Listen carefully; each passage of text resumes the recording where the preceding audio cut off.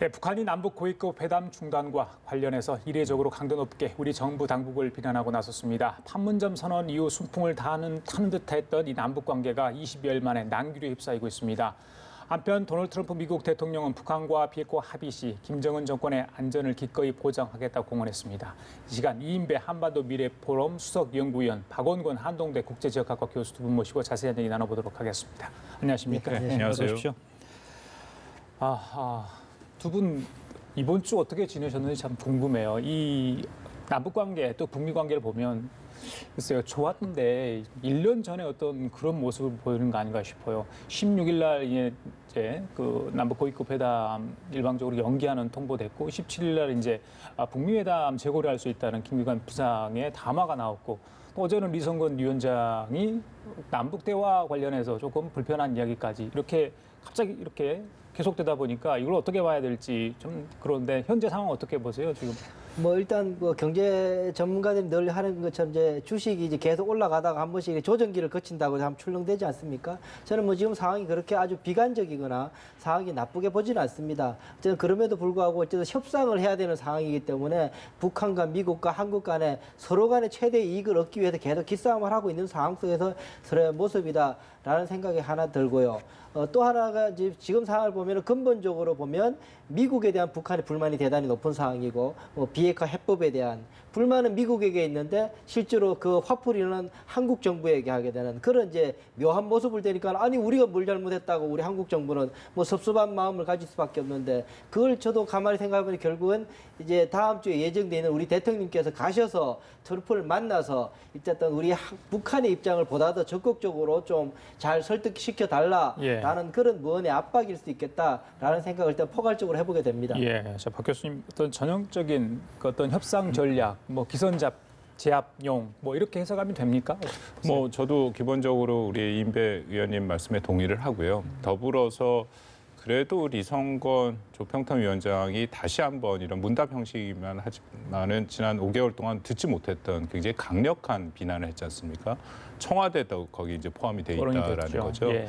아마 그것은 지금 말씀하신 거 더불어서 태영호 공사 문제가 여전히 북한의 입장에서 굉장히 불편하다라고 생각이 됩니다. 특히 그 이른바 그들이 말하는 최고 존엄 김정은 위원장을 공격한 부분들이 있기 때문에 이거를 그냥 두고 넘어갈 수는 없다라는 이제 그 북한의 입장이고 예. 나름대로 남북 간의 이제 관계 개선을 하는데 이런 식의 탈북자들에 의한 그 북한 흠집 내기가 계속되는 것은 이번에 묵과할 수 없다.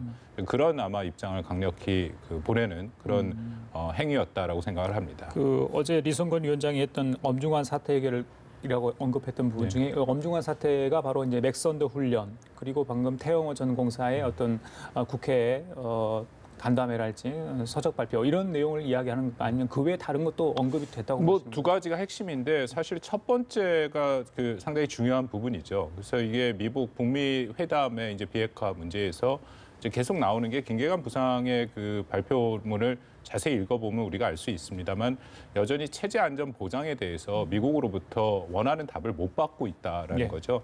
북한의 입장에서는 나름대로 양보한 부분이 있습니다. 뭐냐면은 이전에는 당연히 그 미국의 적대시 정책을 먼저 철회하고 그러면 거기에 따라서 비핵화를 하겠다라는 그런 입장이었는데 지난번에 시진핑 주석을 만나고 와서 이게 이제 동시적 그 단계적이라는 얘기가 나왔지 않습니까? 그것은 이제 비핵화 포기와 체제 안전 보장이 어떻게 보면 같이 갈 수 있다라는 그런 입장인데 뭐 계속 그 트럼프 행정부의 기본적인 입장은 선 비핵화 그리고 후 보상을 하겠다라는 거죠.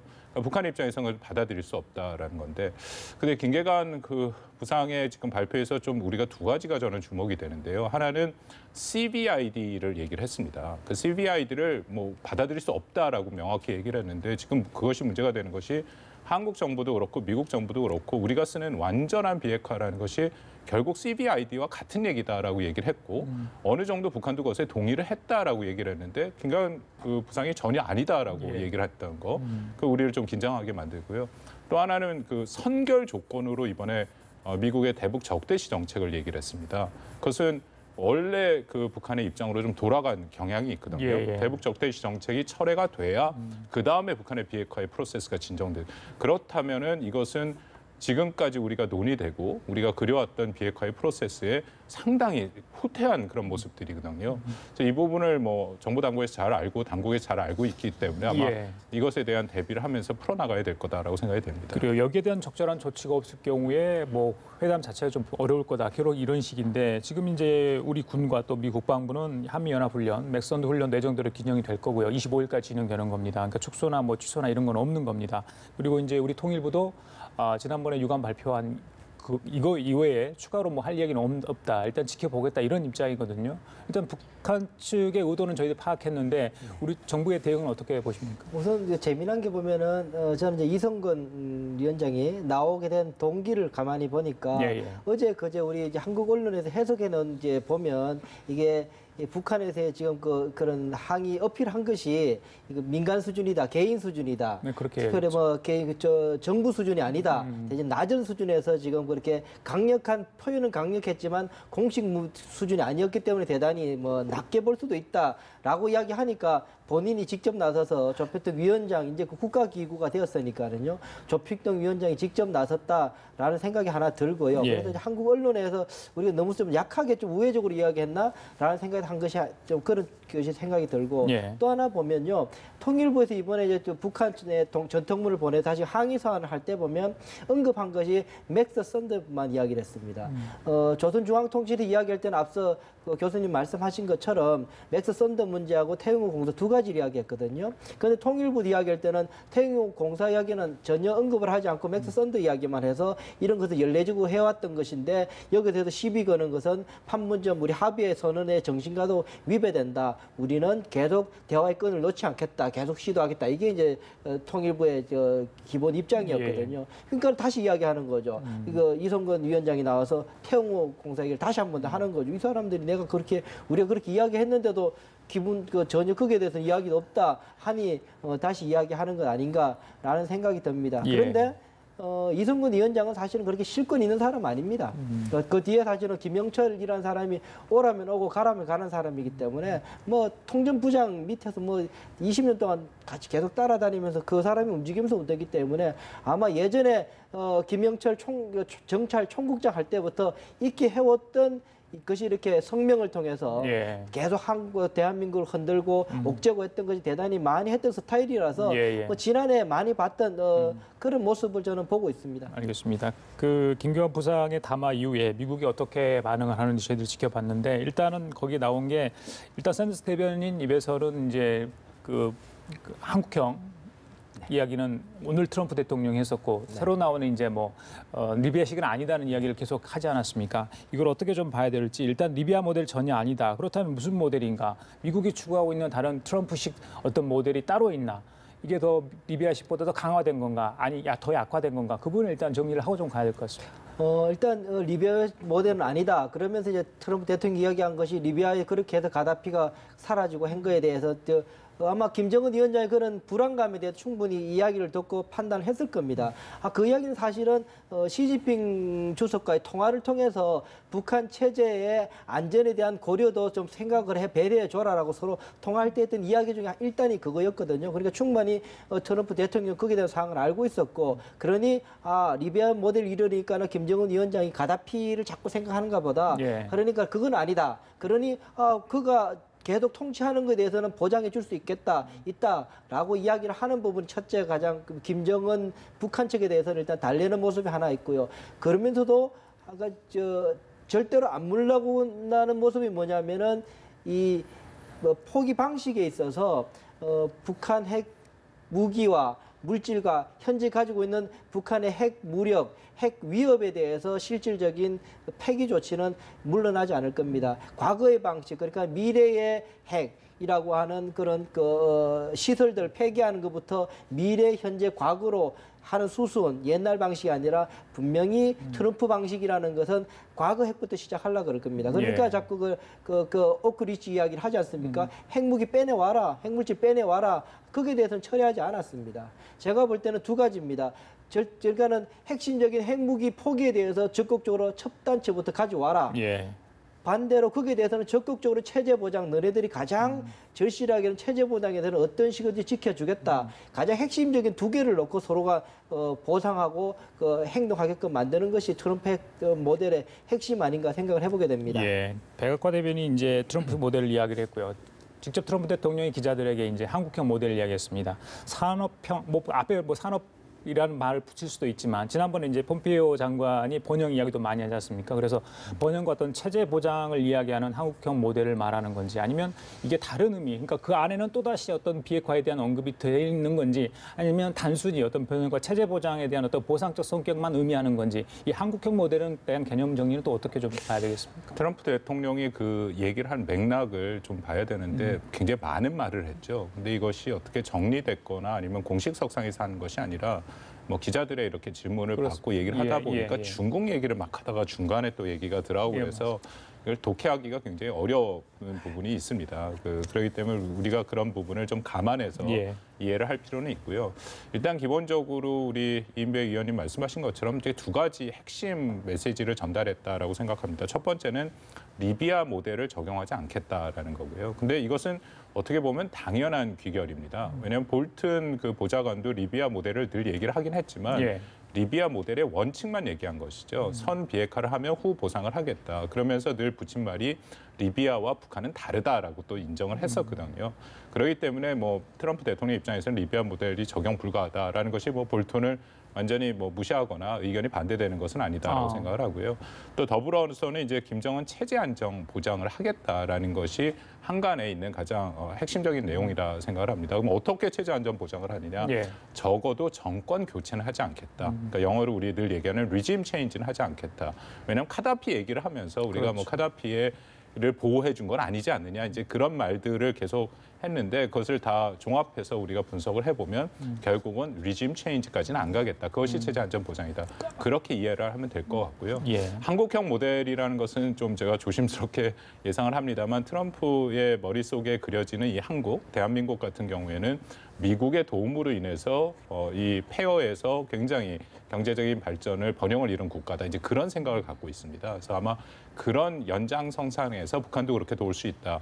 그 정도 선으로 우리가 이해를 하면 되지 않을까 싶습니다. 이미 벌써 국회에 와서 트럼프 대통령이 그러한 그 한반도 전체에 대한 그림을 이야기를 한 적이 있었죠. 그러니까는 한반도를 봐라. 대한민국이라는 곳을 봐라. 이게 전후에 그렇게 못 살던 나라가 이게 세계 10대 대국이 되었다. 이렇게 영광스러운 발전을 이룩한 대한민국 국민에게 찬사를 보내고 축하한다. 그런데 여기에서 불과 몇 마일만 올라가고 나면 어둠이 덮여 있는 세계가 나오군다. 그것이 북한이다. 거기에는 체제 뭐 인권도 엉망이고 그런 곳이 존재한다.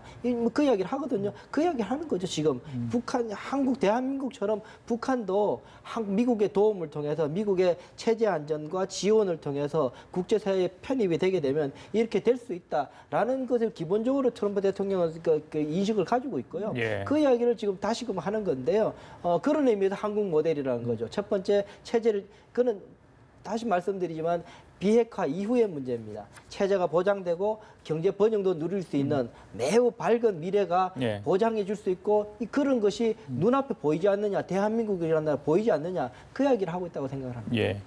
일단은 뭐 지금 북미 대화 국면이 조금 더 소강 상태, 어떻게 더 심하게 이야기하면 냉각 상태로 좀 접어든 모습인데 뭐 시간은 많지 않은 것 같습니다. 6월 12일 북미 정상회담은 정상적으로 이루어져야 한다. 이런 당위성도 있고 백악관 쪽에서도 예정대로 할 거다, 계획대로 할 거다 그런 입장인 것 같습니다. 그리고 대화 채널도 여전히 가동 중이다 이런 얘기가 지금 나오고 있는데 김정인 위원장 주재 아래 이 중앙군사위가 소집이 됐다고 합니다. 거기서 이제 어떤 내용이 논의를 했을지 아직 구체적으로 나오지 않았어요. 근데 과연 핵 폐기가 논의됐을지 뭐 단순히 군 인사들의 어떤 조정 문제만 좀 언급이 된 것 같은데 어떻게 보십니까? 네, 오늘 아침에 이제 노동신문에 이제 어제 있던 그 당 중앙군사위원회 했던 데에서 일단이 나왔죠.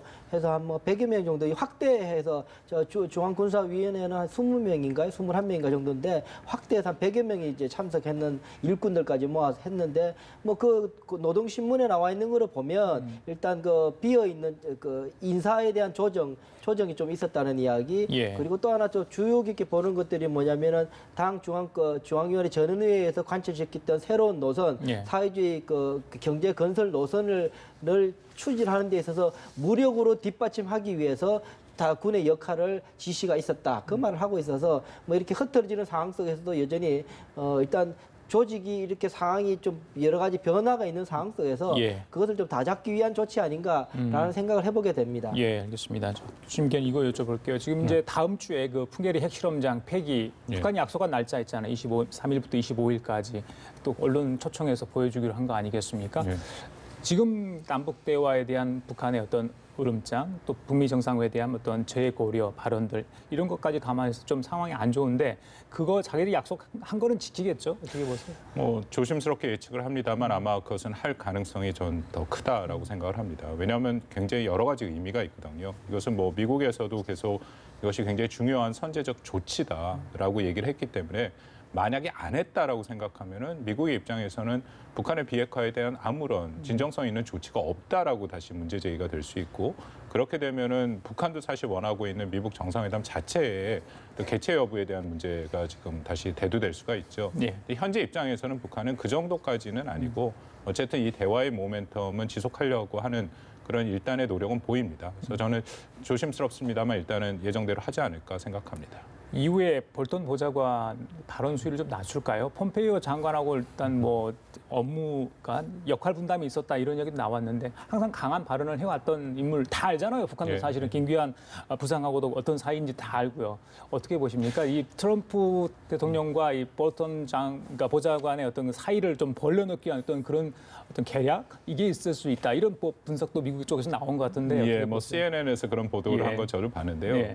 일단 볼턴 보좌관이라는 인물을 트럼프 대통령이 왜 세웠는지를 우리가 좀 생각해 볼 만합니다. 볼턴 보좌관이라는 인물은 굉장히 상징적인 사람이거든요. 원칙주의자고 국무부에서도 이제 군축 담당 차관보를 했는데 그 이른바 이제 그 비핵 마피아라고 해서 가장 강력한 그런 핵 폐기를 주장하는 그런 그룹들을 이끌었던 사람이고 뭐 유명한 네오콘이고요. 예. 그래서 뭐 트럼프 대통령이 그것을 굉장히 잘 알죠. 근데 그럼에도 그 보좌관으로 임명을 한 것은 이것은 트럼프 대통령의 협상술이다라고 생각을 합니다. 끊임없이 이 사람은 계속 최대의 압박을 가져갈 것이고 그 부분에 대해서는 트럼프 대통령이 굉장히 또 나름대로의 협상의 레버리지를 높이는데 굉장히 도움이 된다라고 생각을 하는 거죠.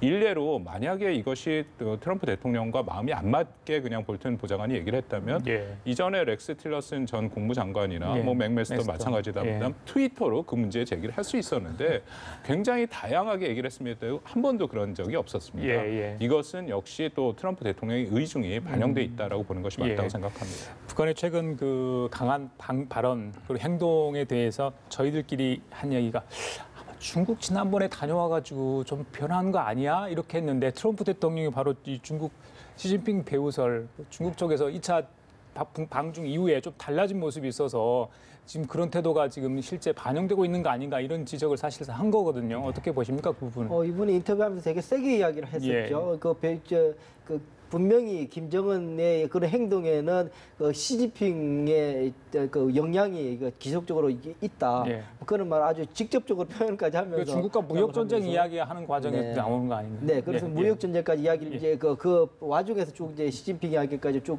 해오는 상황인데 저는 그걸 보면서 이런 생각을 합니다. 앞서 제가 말씀드린 것처럼 시진핑과 통화를 하면서 북한의 입장이 무엇인지 시진핑을 전해 들었거든요.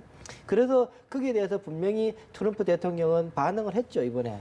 리비아식 아니다. 체제 보장해 준다라고 이야기하고 반면에 그러니 다시 한 번 더 자, 시진핑 너도 봐봐라. 네가 이야기하는 것처럼 당신네들이 북한이 이런 것들은 트럼프 대통령이 조금 배려를 해달라 그런 것들 분명히 배려해 줬으니 넌 뒤에서 더 이상 거기에 대해서 뒤로 물러나게 하는 그 CVID라는 것이 동치 해결 일괄 타결 조치라는 우리 미국의 기본적인 입장을 뒤로 물러나게 하는 거는 뒤로 구멍 내지 마라라고 이제 두 가지를 다 이야기하는 거죠. 예. 사실 그 양 정상 간의 그 국가 간의 관계라는 것이 늘 억압적인 관계는 아니거든. 더 주고 받고 하는 건데 아니 나도 주고 시진핑 너 이야기를 듣고 면 세워 줬으니 이제 시진핑 당신도 이번 이제 미국 외국이 될 때 김정은에게 제대로 이야기해서 우리의 입장을 잘 설명해라. 예. 자꾸 뒤로 빠지게 하는 거는 서로에게 좋지 않다. 예. 미국과 중국 간의 관계도 대단히 치명적으로 어려워질 수 있다라는 이야기를 동시에 무시한 것 아닌가라는 생각을 해보게 됩니다. 그래요. 지난번에 판문점 회담에서 이 도보다리 대화 이야기 많이 됐었는데 지난번에 방중할 때 그 해안가 산책 모습이 많이 유사하다 이런 얘기 나왔습니다. 아마 두 정상이 만났을 때 어떤 얘기가 나왔을지 궁금했는데 트럼프 대통령에 대한 어떻게 다뤄야 될지 트럼프 대통령을 그걸 시진핑 주석이 김정은 위원장에 전수해 준 거 아닌가 뭐 이렇게 볼 수 있지도 않을까. 지금 상황에서는요. 어떻게 보십니까? 뭐 그렇습니다. 도보다리에서도 이미 뭐 언론들이 독해를 해서 읽어내는데 우리 뭐 문 대통령한테 김정은 위원장이 물어본 것이 결국 트럼프 대통령에 대해서 많이 물어봤다라고 얘기를 하지 않습니까? 뭐 당연히 가장 중요하고 곧 있을 이제 북미 정상회담에 대비를 해야 되니까 그 부분도 이제 시진핑 주석이랑 얘기를 했을 거다라고 생각합니다. 근데 그보다 조금 더 중요한 것은 결국 북한이 왜 시진핑 주석과 중국한테 갔느냐 두 가지 정도라고 생각하는데요. 첫 번째는 역시 일종의 우리가 지금 많이 얘기하는 보험을 드는 거죠. 그래서 혹시라도 미국 정상회담이 제대로 안 됐을 경우에 이제 또 트럼프 행정부에서 강력한 제재 압박, 심지어는 군사적인 수단까지 얘기를 했을 때에 그런 안전이 있었고 또 하나는 오히려 회담이 잘 풀렸을 경우에 그 경우에도 북한의 입장에서는 잘 풀리지만 제재가 또 이렇게 완화되고 제재가 해제되는 데는 시간이 많이 걸린다라는 거죠. 근데 이제 중국과의 관계를 잘 해놓으면은 그것이 실질적 제재 해제 효과를 볼 수 있다라는 거죠. 아마 그런 여러 가지 그 복합적인 것이 같이 작용하지 않았는가 생각합니다. 예. 자, 그리고 다음 주에 이제 한미 정상회담이 있습니다. 문재인 대통령이 워싱턴을 직접 방문하게 되는데요. 공식 실무 방문입니다. 아마 1년 사이 한 5번째 만남이 아닌가 싶어요. 자주 만나고 통화도 하고 있는 상황입니다. 근데 굉장히 중요한 그 국면에서 만나기 때문에 어떤 예를 나눌지 두 정상의 이야기가 굉장히 궁금한데 어떻게 예상을 하시는지? 일단 제가 생각에는 좀 어제 NSC에서 하면서 이제 우리 한국의 역할을 이야기를 했죠. 중재자라고 이야기를 했습니다. 그래서 저는 사실 제 생각은 중재자 역할, 단어는 어떻게 써도 상관은 없지만 그냥 제 표현대로서 역할을 규정한다면 지금은 보증자 역할을 해야 되는 것이 아닌가라는 생각을 합니다. 보증자라는 것은 북한의 비핵화에 대한 의지를 확실하게 보증해 주는 역할. 다 한편으로 미국의 체제 보장과 비핵화 이후에 체제 보장과 경제 발전에 대한 미국의 의지를 보증해 주는 역할. 이 두 가지를 하는 것이 중재자가 가장 중요한 건데 거기에 대해서 북한의 그래서 여러 번 이야기하지만 가시기 전에 핫라인이 가동되어서 가장 업데이트돼 있는 김정은 위원장의 이야기를 듣는 것이 가장 중요하겠다는 생각을 그러면 하게 정상회담 전에 한 라인을 통화를 할 거로 예상하시죠? 예, 저는 해야 된다고 봅니다. 그래야지 이 대통령께서 트럼프 대통령을 만날 때보다 더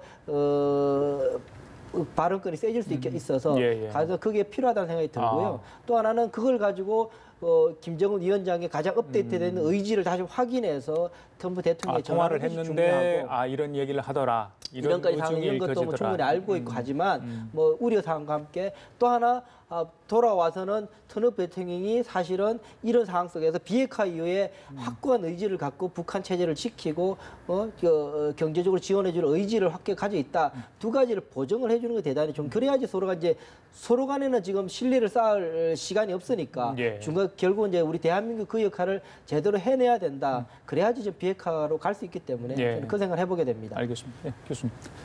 글쎄요. 지금 가장 중요한 것은 여전히 우리를 좀 혼란스럽게 하는 한국과 미국과 또 북한이 생각하는 비핵화에 대한 것을 좀 명확히 이번에 좀 정리할 필요가 있다. 최소한 한국과 미국 사이에는 공통된 얘기가 나와야 된다라고 생각을 하거든요. 김계관 부상의 그 말씀을 드렸습니다만 완전한 비핵화라고 우리 정부가 얘기하는 것이 북한의 입장에서는 CBID가 아니다라고 얘기를 하니까 그 부분에 대해서 완벽하게 좀 완전한 공조가 한미 간에 필요할 것이고요. 그것을 통해서 이제 북한을 설득해 나가는 게 필요할 거고 만약에 북한이 생각하는 비핵화가 우리랑 다르다면요. 또 하나는 체제 안전 보장이죠. 결국 그것이 또 핵심이고 이번에 리성권을 비롯해 이 사태가 일어나는 것이 결국 북한의 체제 안전 보장인데 그것을 어떻게 우리가 제공할 수 있을 것인지 지금 트럼프 대통령이 얘기하고 있는 어떤 경제적인 유인책 그것만으로는 저는 체제 안전 보장을 김정은이 느낀다고 할 수 없다라고 생각을 합니다. 그렇기 때문에 어쩔 수 없이 이제 군사적인 수단을 얘기를 해야 되는데 그 부분에 대해서는 한미 동맹이 건드려지는 부분이 있어서 이것은 한미가 아주 정교하게 잘 만들어서 우리가 수용할 수 있는 게 여기까지고 그리고 이것은 우리가 수용할 수 없다. 그것도 역시 확실한 공조를 바탕으로 또 북한을 설득하는 작업이 이번에 필요하고 그런 의미에서 이번 5월 22일 남북 정상회담은 저는 매우 중요하다라고 생각합니다. 그래요. 알겠습니다. 자, 두 분 말씀 여기까지 듣도록 하겠습니다. 지금까지 이인배 한반도 미래포럼 수석연구위원 박원건 한동대 국제지역학과 교수였습니다. 말씀 감사합니다. 고맙습니다.